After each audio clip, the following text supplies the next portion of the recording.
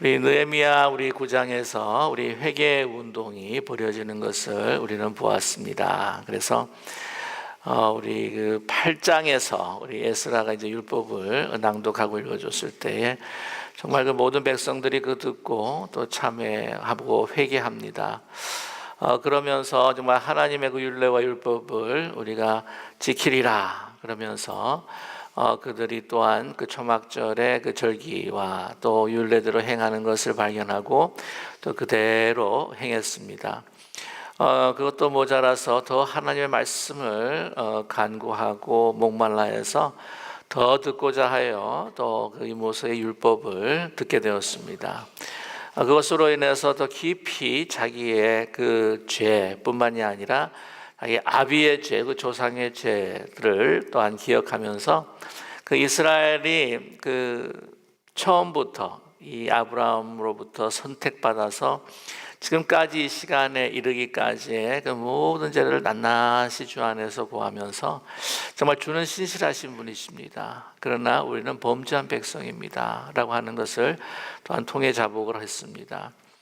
통해 자복을 하면서 자기들도 이렇게 이스라엘의 그 범죄, 그 조상들이 범한 그 죄들을 이제는 다시 우리가 짓지 않겠습니다 라고 하는 결단과 헌신에 그 서명을 하죠. 임봉을 한다고 하는 것은 바로 이제 서명을 한다고 하는 것입니다. 오늘 그래서 우리 1절에 보게 되면 그 임봉한 사람들에 대한 그 리스트가 쭉 이렇게 열거가 되어 있는데요. 그 임봉했다, 그 서명한 사람들은 주로 지도자였다라고 하는 것을 오늘 본문의 그 이름들을 통해서 알 수가 있습니다. 먼저는 이제 총독 느헤미야라고 하는 사람은 여러분 너무나 잘 알고 있고요. 그다음에 시드기야부터 8장에 나와 있는 스마야까지 이 모든 사람들은 다 제사장이었다. 그러니까 그 이스라엘 백성들의 이제 지도자들이 이 백성들을 대표하여서 이제 언약하면서 그것에 대해서 임봉하고 이제 소명을 하게 되는 것이지요. 사실 오늘 말씀 보게 되면은 9절에서부터 또 이제 13절까지 보게 되면은 레위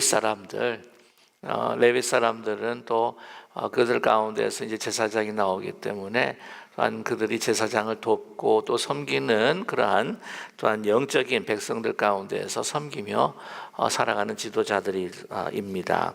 뿐만 아니라 우리 14장에 보게 되면은 그 또 백성의 우두머리들이라고 해서 쭉 그들의 이름들이 이제 리스트로 이제 열거가 되어 있는데 27절까지 그 이름이 나와 있습니다. 이 백성을 대표하는 사람들 제사장, 그래서 이 느헤미야를 위시로 해서 제사장과 그리고 레위 사람들 또 이 백성의 이제 지도자들이 이제 서명을 하고 이제 임봉을 했습니다.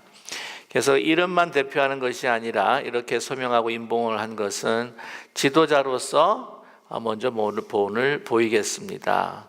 그 지도자들이 사실은 앞서서 이렇게 행해야 또한 그 백성들이 따라올 수밖에 없지 않습니까? 그래서 우리가 리더, 우리 교회뿐만이 아니라 가정에서도 우리 기업에서도 그 먼저 본을 보이는 사람, 그것이 이제 지도자가 돼야 될 것입니다.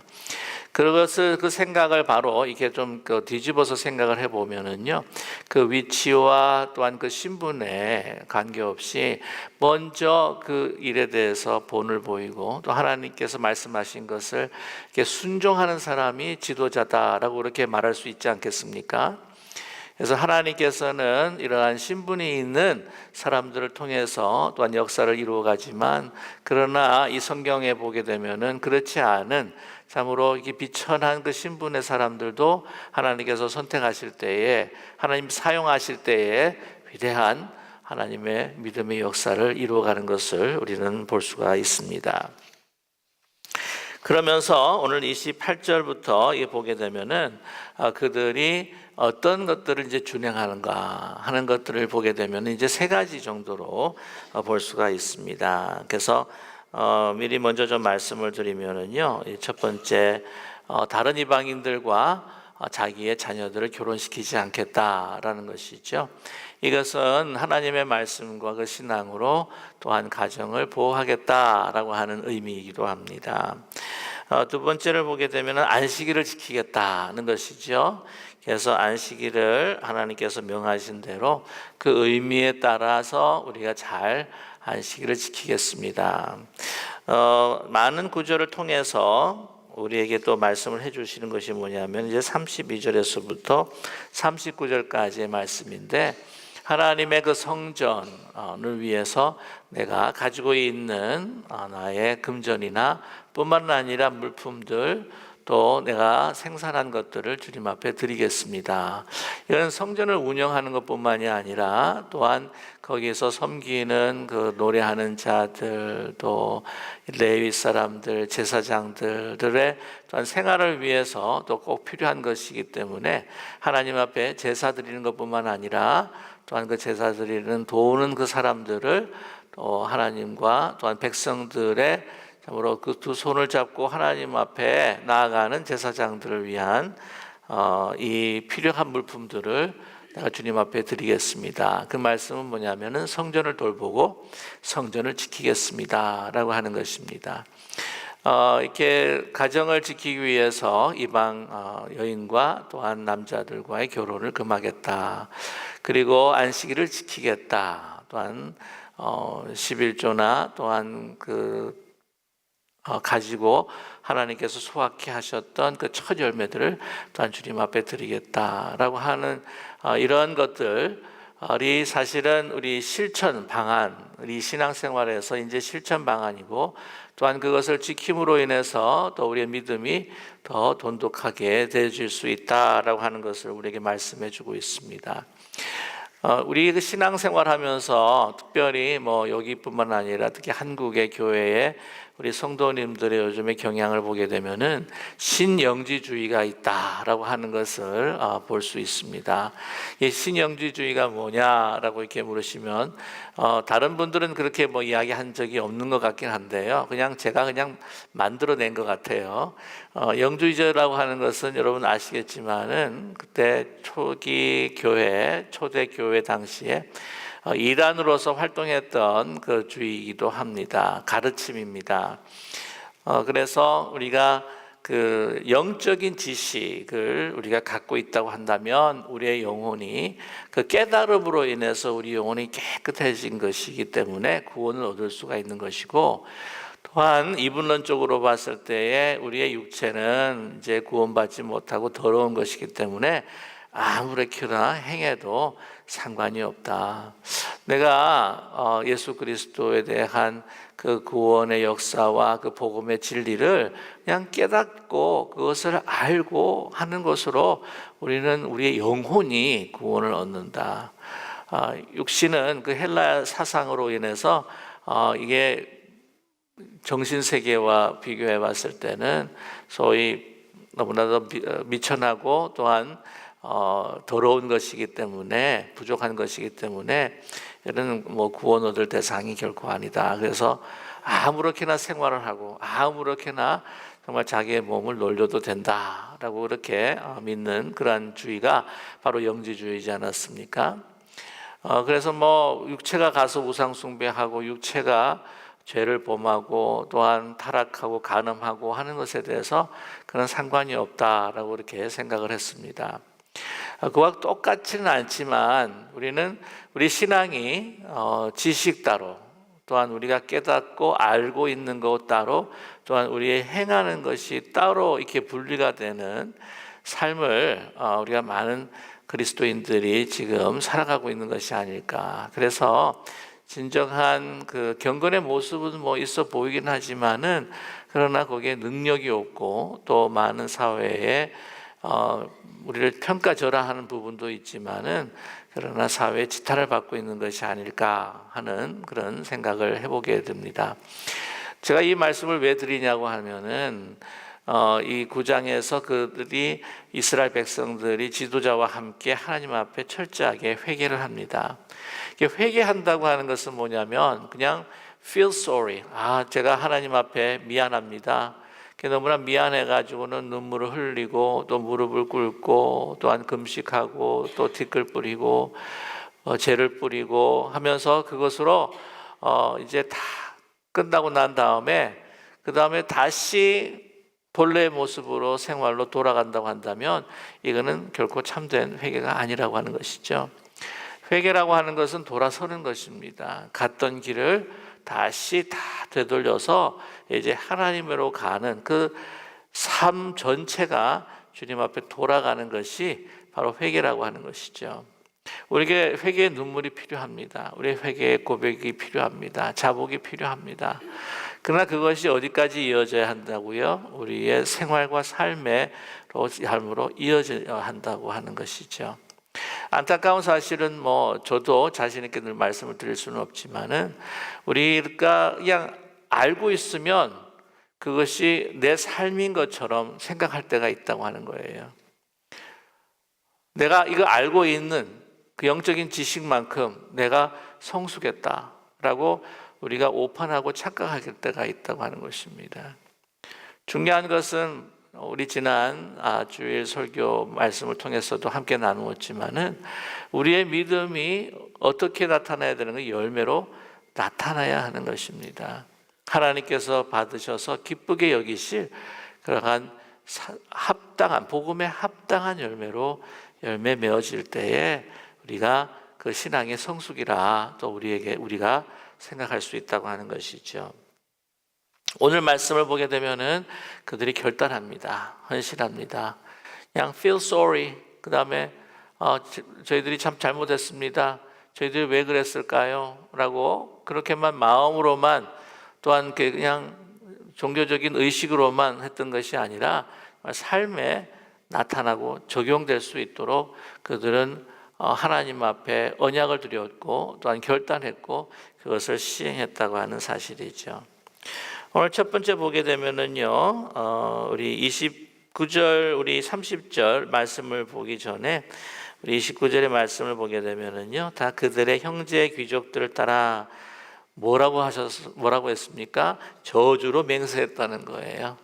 내가 이것을 어기면 무슨 말씀입니까? 하나님 저를 쳐서 벌하시고 그냥 저주를 내리실 정도로 심판하셔도 좋습니다 라고 하는 일사각오로 주님 앞에 자신들의 마음을 드리면서 행할 것을 그들은 약속을 했던 것이죠. 오늘 그래서 첫 번째가 뭐냐면 30절 말씀에 우리의 딸들을 이 땅 백성에 주지 아니하고 우리의 아들들을 위하여 그들의 딸들을 데려오지 아니하며 라고 이렇게 말씀했습니다.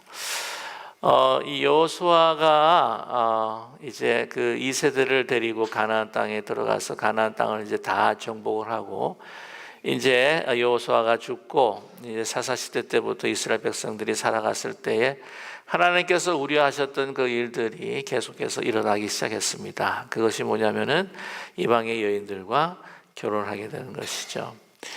이방인들과 결혼한다고 하는 것은 무엇이냐면은 바로 그들이 우상 숭배할 그러한 상황에 여지없이 노출될 수 있다고 하는 것입니다.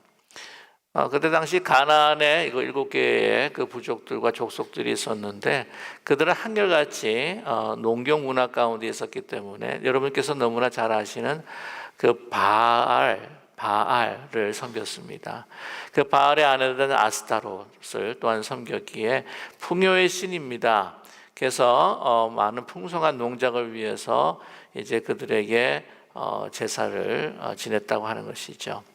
여러분 얼마나 음란하고 음탕한 그 행위를 통하여서 제사를 지냈는가 하는 것은 여러분께서 다 이미 알고 계실 것입니다. 그래서 이 비를 내리는 것도 또 이 바알의 마음을 막 이렇게 흥분시켜 가지고 또한 비를 내릴 수가 있다라고 하는 생각에 그런 제사를 지냈는데요.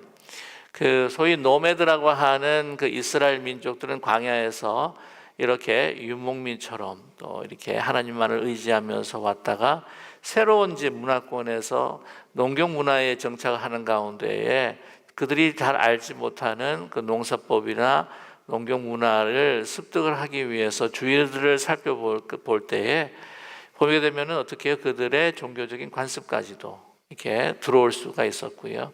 또한 그들과 접촉을 하는 가운데에 이방의 여인들뿐만 아니라 이방의 남자들과의 결혼도 또한 진행이 됐었다고 하는 것입니다. 그거로 인해서 우상 숭배했다고 하는 것이죠. 이것을 우리 현대의 삶에 좀 우리가 좀 적용을 해보게 되면은 그렇게도 이야기할 수는 있을 것 같습니다. 그러니까 믿는 사람이 믿지 않는 사람과 결혼하는 것과 사실은 좀 비슷한 것이 아니겠느냐 하는 생각을 갖게 됩니다. 근데 요즘에 보게 되면은요, 문화권을 아마 넘어서서 여성 신도들이 더 많은 것 같아요. 어떤 권사님이 저한테 이야기를 하시기에 천국 가면 여성들이 더 많을 것 같아요. 그런 이야기를 하세요. 여러분 동의하십니까? 천국에 가면 여성성이 있고 남성성이 있는지 그것도 확실하지는 않지만 그렇게 있다면은 확실히 그래도 진짜 여성들이 더 많을지 않을까. 근데 우리 교회 안에 봐도요, 우리 깊은 우리 교회는 그래도 이게 다른 교회에 비해서는 남성 그 포션 비율이 더 그래도 참 많은 것 같아요. 근데 이게 젊은 사람들 보게 되면 확실히 여성들이 더 교회에 많습니다.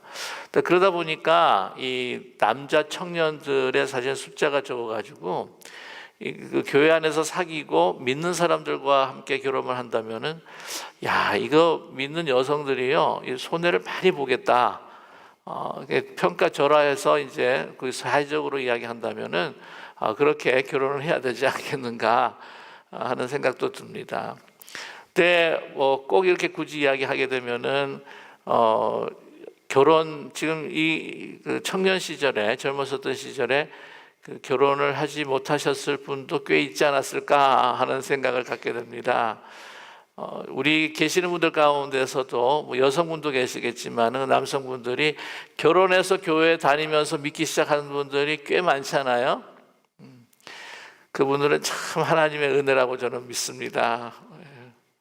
그리고 우리 권사님이나 우리 여집사님도요 정말 부군께서 신앙생활을 하면서 주님 앞에 자신을 드리는 그런 귀한 삶을 살아가고 있다고 하는 것은요 정말 하나님의 은혜요 기적과 같은 일이다. 하나님 앞에 늘 감사하며 살아가기를 간절히 소망합니다. 통계적으로 보게 되면은요 그런 이야기를 하시는 분이 있습니다. 믿지 않는 분과 결혼해서 그것이 남성이든 여성이든 하여튼 믿지 않는 분과 결혼해서 성공률보다 성공하지 못한 율이 좀 더 많다라고 하는 이야기 하시는 분들이 계세요. 그리고 이 청년들의 모임과 그 결혼 이제 세미나를 했을 때에 이제 한 간사분 한 분이 이제 간증을 하는데 그런 이야기를 했다고 합니다. 그 남편을 주님으로 모시기 위해서 그 오랜 세월 동안 얼마나 고생을 했는지 믿지 않는 사람과 결혼한다고 한다면 한 번쯤은 다시 생각해 보세요라고 할 정도로 그런 어려움들을 당했다. 그러나 정말 하나님의 은혜로 그 부군의 마음을 움직여 주셔서 정말 주님이 주님께로 인도해 주셨다라고 하는 간증을 저는 또 들은 적이 있습니다. 근데 이제 뭐냐면 그 말씀 가운데에서도 이 다른 믿지 않는 사람과 그 멍에를 같이 매지 말라라고 하는 말도 사실은 있잖아요. 그렇다고 해서 제가 지금 이거 절대 믿지 않는 사람하고는 결혼하면 안 됩니다라고 이렇게 주장하는 건 아니에요. 그러다 보면 정말 1대1이 안 될 때가 너무나 많습니다. 그러나 간절히 기도하는 것은 믿지 않는 사람과 결혼했을 때에 그것이 정말 미션 필드가 되고 본인의 그러한 분명한 각오가 있어야 된다고 하는 사실이에요. 그냥 결혼하면 지가 어떡하겠어. 그냥 내 따라와서 믿겠지. 이거 처음부터요. 딱 결혼하기 전부터 그냥 딱 줄을 꺼야 된다는 거예요. 절대로 교회 와야 된다. 이거는 내가 양보할 수 없다고 할 정도로 처음부터 이렇게 흐리멍텅하면 결국 안 된다고 하는 것이죠. 그만큼 중요한 것이 왜 그러냐면은 여러분 아시겠지만은 믿는다고 하는 것 자체가 인생의 가치관이 같다고 하는 것입니다. 목표가 같다는 거예요. 가는 길이 같다는 겁니다. 그래서 그것이 얼마나 중요한 것인지, 그리고 이 사람이라고 하는 것이 이 좋지 않는 것에 영향을 더 잘 받지 이 좋은 것에 영향받기가 쉽지 않다는 것이죠. 지금도 우리 권사님 가운데 부군을 위해서 눈물을 흘리며 애를 쓰시며 정말 가족이 또한 부군이 주님 앞에 돌아오기를, 또한 아내가 돌아오기를, 주님 앞에 돌아오기를 그렇게 간절히 기도하는 분들이 계신데, 저도 기억하고 함께 기도하겠습니다. 우리 성도님들도 그런 분들을 꼭 마음에 두시고 함께 기도하며 정말 그 아름다운 역사들이 우리 기쁜 우리교회에 일어날 수 있도록 여러분 함께 힘써 주시기를 간절히 소망합니다. 저는 하나님의 은혜로 언젠가 그래도 눈물을 흘리며 하나님 앞에 막 간절하게 애곡하며 하나님 앞에 간구할 때에 하나님께서는 불쌍히 여기셔서 그 기도를 들어주실 줄로 믿습니다. 두 번째에 대한 것은 바로 안식일에 대한 문제죠. 우리 31절에 보게 되면은 그 1절 통해서 간단하게 언급은 하고 있습니다. 혹시 이 땅 백성이 안식일에 물품이나 온갖 곡물을 가져다가 팔려고 할지라도 우리가 안식일이나 성일에는 그들에게서 사지 않겠고 일곱째마다 땅을 쉬게 하고 모든 빚을 탕감하리라, 그렇게 말씀합니다. 그런 일을 행하겠다는 것이죠. 안식일이라고 하는 것, 그것은 바로 하나님을 기억하는 것입니다. 하나님의 은혜, 그 사랑, 내가 받을 자격이 없는데 그 은혜를 온전히 기억하기 위해서 하나님께서 우리에게 명령하셨습니다. 그것은 하나님을 위한 것보다는 누구를 위한 것입니까? 바로 우리를 위한 것이라고 하는 것이죠. 예수님께서도 분명히 말씀하셨습니다. 이 안식일은 누구를 위한 것이냐? 바로 사람들을 위한 것이 아니겠느냐라고 말씀하셨습니다. 이 안식일에는 일을 하지 않습니다. 일을 하지 않는 이유는 아시겠지만은 먼저 육신이 쉬어야 한다는 것이죠. 그래서 쉬어야, 육신도 쉬어야 또한 주어진 더 많은 일들을 할 수가 또 있기 때문입니다. 그 출애굽을 했던 그 이스라엘 백성들이 정말 이렇게 안식을 하는 가운데 그들은 애굽에 종살이하면서 쉬지 못했던 자기들이 이제는 결코 노예가 아니라고 하는 것을 그들은 기억했을 것입니다. 이렇게 자유함을 주신 것은 바로 하나님이라고 하는 것을 안식일에 기억했습니다. 이 안식이라고 하는 것은요, 바로 하나님의 은혜와 주권을 의지하고 믿는 마음입니다. 그래서 우리 세상에 살아가면서 보면은요, 안식일에 이제 보통 보게 되면은 이제 기업 같은 경우에는 그래도 다른 기업들이 이제 쉬기 때문에 괜찮지만 이 자영업 하시는 분들한테는 너무나도 이게 큰 도전이 아닙니까? 그래서 보통 날보다는 또 주말 또한 그 주일에 더 많은 손님들이 올 가능성이 많기 때문에 이것을 쉰다고 하는 것이 참 엄청난 도전이기도 합니다. 이 몫은 아마 그분들에게 맡겨야 되겠죠.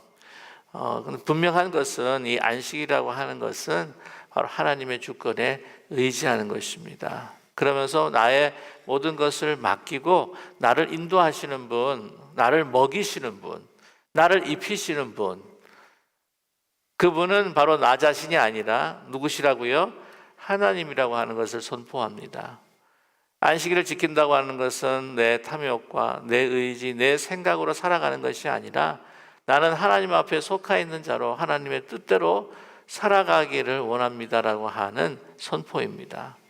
탐욕으로부터의 자유, 또한 내가 일하는 그 노동에서부터의 이 자유를 통해서 하나님 앞에 나 자신을 의지하고 드리는 그런 귀한 모습이죠. 아시겠지만은 그 유대 민족들이 이렇게 지금까지도 그들의 정체성을 잃지 않고 살아왔던 것은 무엇이었을까요? 안식일이라는 것입니다. 그래서 말씀을 드렸지만은 유대인들이 안식일을 지켰느냐, 안식일이 유대인들을 지켰느냐라고 이렇게 물을 정도가 아니겠습니까?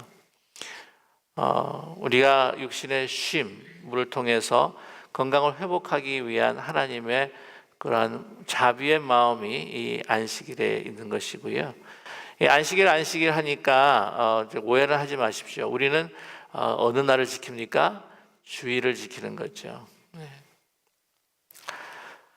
주일을 지키면서 바로 주일이 안식일인데 하나님의 주권을 우리는 생각하고 내가 주님만을 의지합니다. 그 은혜와 그 사랑을 우리가 기억하면서 우리 신실한 신앙생활을 하기를 원합니다. 그래서 그때부터 이 주일을 통해서 하나님의 은혜 가운데에 우리가 어떻게 해요? 다시 리크리에이션이 된다고 하는 사실이죠. 제가 이런 말씀을 드리기가 어떨지 모르겠지만은 그냥 우리에게 그냥 도전해 주시는 말씀이다라고 생각하며 들으면 참 좋을 것 같아요. 왜냐하면 오늘 31절의 안식일을 지키는 데 있어서 무엇을 말씀을 하냐면은 그 안식일뿐만이 아니라 일곱째 해의 안식년에 우리가 무엇을 행해야 될 것인지를 우리에게 말씀해 주시는데요. 일곱째 해마다 어떻게 해요? 땅을 쉬게 하고 모든 빛까지 어떻게 합니까? 탕감하는 것입니다.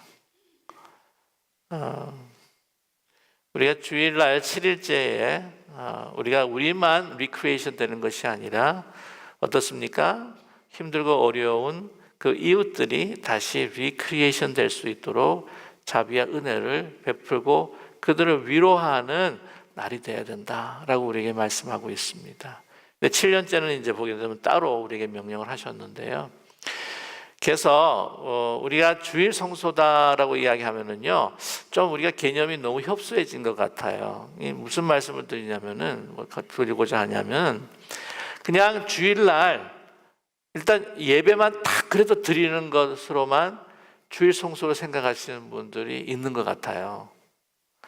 그러니까 일단 뭐 아침 일찍에 10시 주일 딱 드리고 그 다음부터는 이제 나가서 이제 골프도 치고 뭐 그 다음에 자기 볼일 다 보고 어떤 거 일할 거 다 하고 하는 거 어떻게 생각할지 모르겠지만은 그게 과연 정말 온전히 거룩한 주일을 지키는 것일까?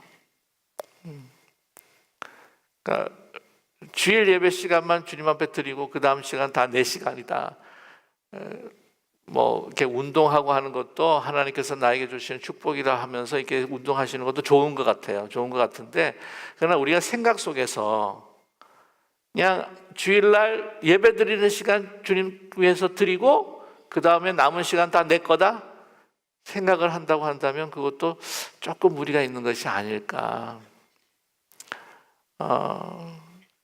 그 자비와 하나님의 은혜를 함께 나눌 수 있는 시간으로 우리가 또 주일을 사용해야 되지 않을까 하는 생각을 갖게 됩니다. 일곱째 해마다 땅을 쉬게 하고요, 빛을 탕감합니다.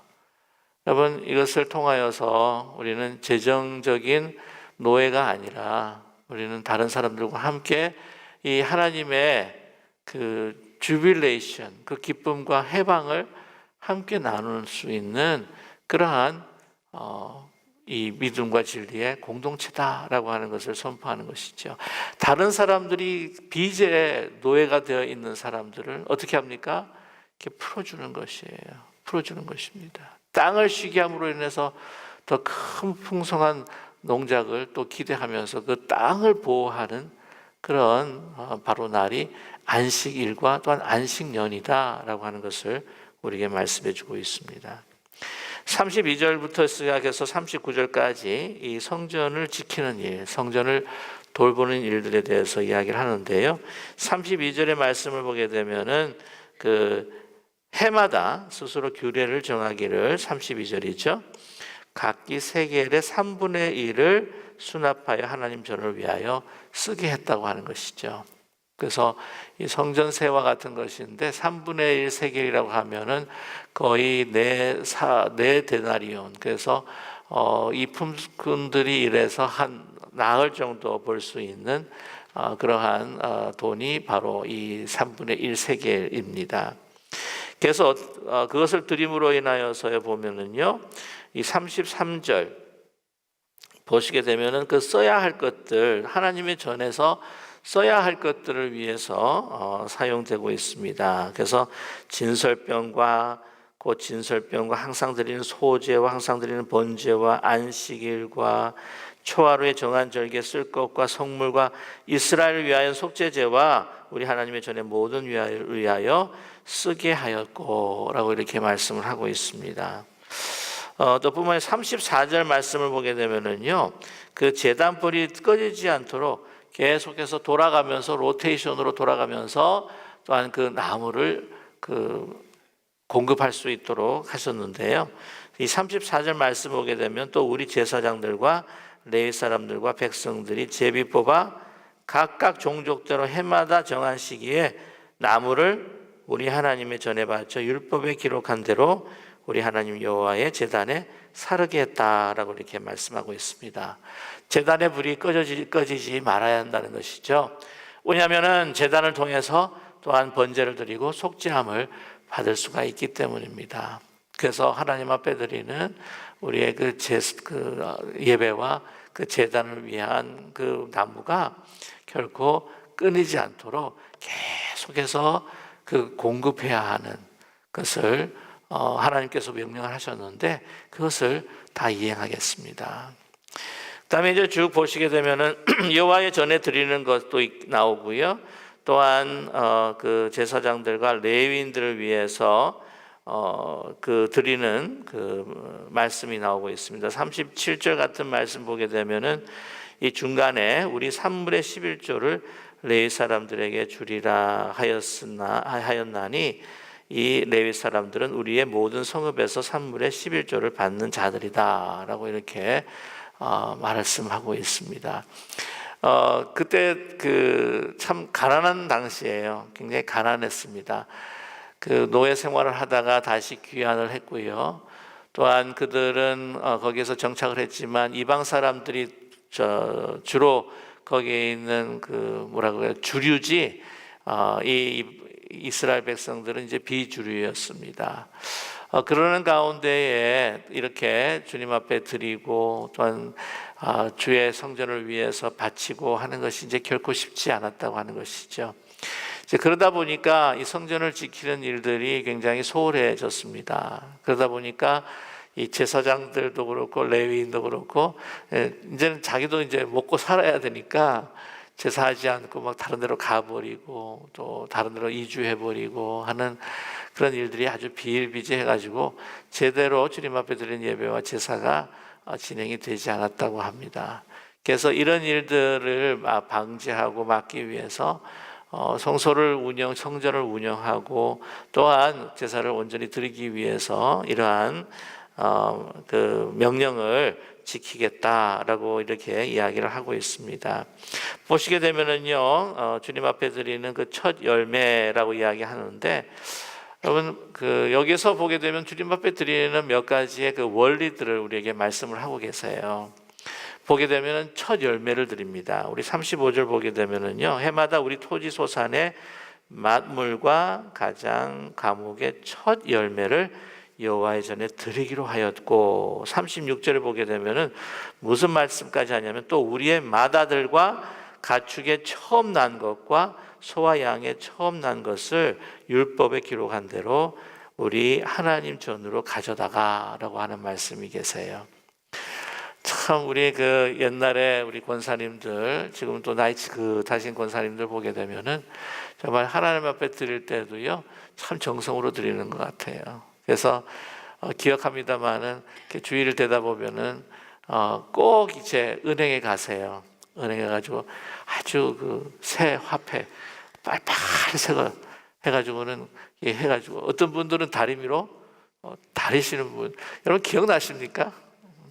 그리고 또 권사님들은 그때 한복 같은 걸 입고 나오시는 분들은 그 전에 토요일 날에 정성으로 옷을 다려서 하나님 앞에 최고의 것을 보여드리기 위해서.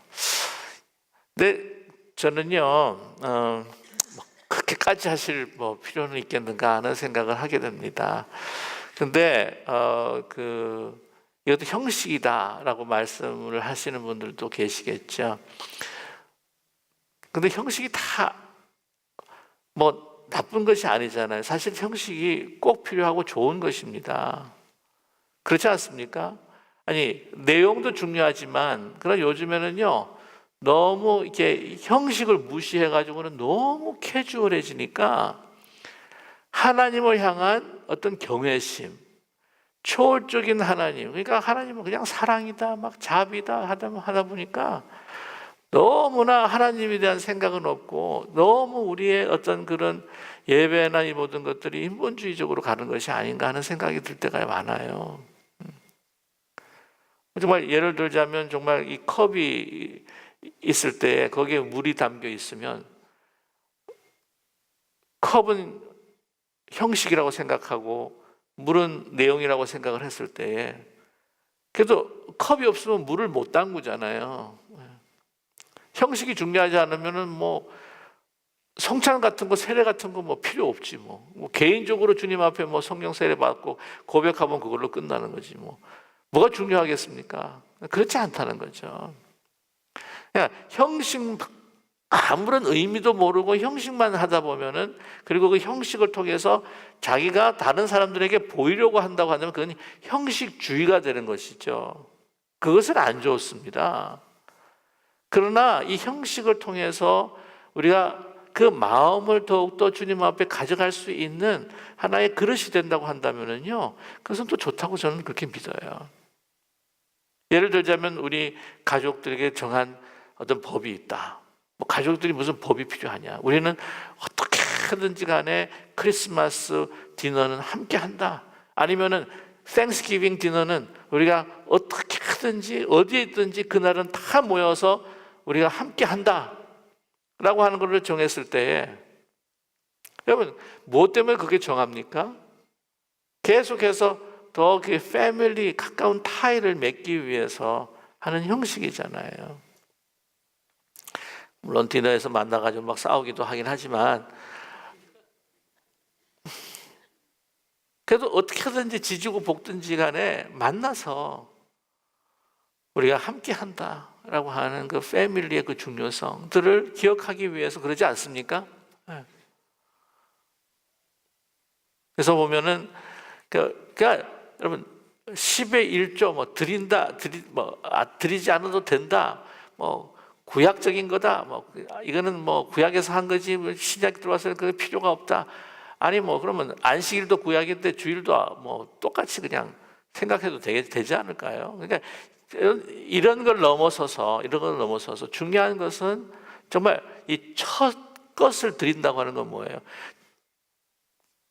첫 것이 굉장히 마음에 소중하지 않습니까? 저봐요, 여러분.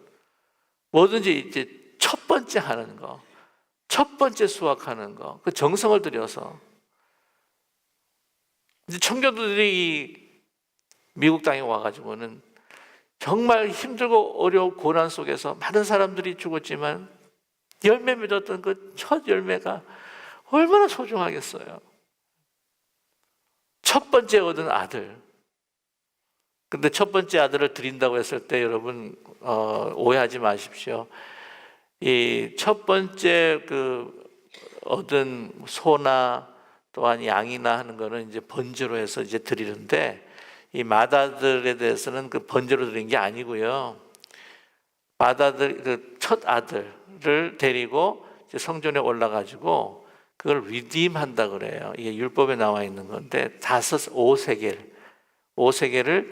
주님 앞에 드리는 것으로 이렇게 그 첫째 아들을 맏아들을 드리는 것으로 간주했었습니다. 그런 정성 하나님 앞에 어떻게 해요? 최고의 정성이 들어가 있어야 된다는 거죠.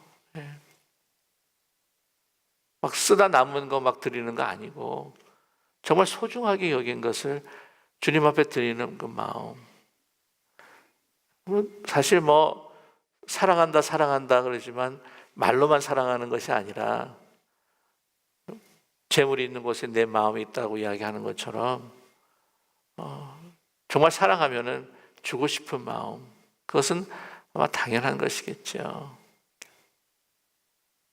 그리고 드릴 때 뭐 10분의 1을 드리자, 안 드려도 된다, 이것이 아니라 정말 하나님께서 주신 그 기쁨과 그 은혜만큼 주님 앞에 드리면 하나님께서 기뻐하실 줄로 믿습니다. 그 은혜가 너무 크면은요, 우리 청년들 가운데 귀한 청년들 보게 되면은 첫 월급 있잖아요. 직장에 이제 다니기 시작하면서 첫 월급을 탔어요. 첫 월급을 다 주님 앞에 드리는 귀한 청년들이 있어요. 근데 너무 감사하니까, 너무 고마우니까. 주님 앞에 드리는 거는 정말 우리가 얼마만큼 은혜를 받았는가 하는 그에 대한 표시라고 저는 그렇게 생각을 해요. 근데 하나님과 다른 사람이 이야기할 필요가 없고 하나님과 자신의 어떤 문제라고 저는 그렇게 분명히 봅니다. 오늘 이 뿐만이 아니라 이 세 가지 가장 기본적인 가정을 지키는 것, 또한 안식일을 지키는 것, 성소를 지키는 것, 이것이 우리 가장 소중한 기본의 민신앙의 자세라고 하는 것을 또한 이 말씀을 통해서 우리가 배우게 됩니다. 저와 여러분, 정말 거룩한 자녀로서 주신 이 귀한 우리 생명, 또한 우리 이 신앙을 잘 지킬 수 있도록 저와 여러분, 형식을 넘어서서 정말 우리의 마음까지 주님 앞에 온전히 드리는 우리 저와 여러분, 하나님의 크신 영적인 축복과 더불어서 주님 앞에 드릴 때에 여러분, 하나님 가만 계시겠어요? 더 많은 것으로 우리에게 필요한 것들을 차고 넘칠 수 있도록 하나님께서는 주실 줄로 믿습니다. 그 믿음으로 하나님의 주권을 의지하며 우리가 나아가는 우리 기쁜 우리 교회 되시기를 주님의 이름으로 간절히 축원합니다.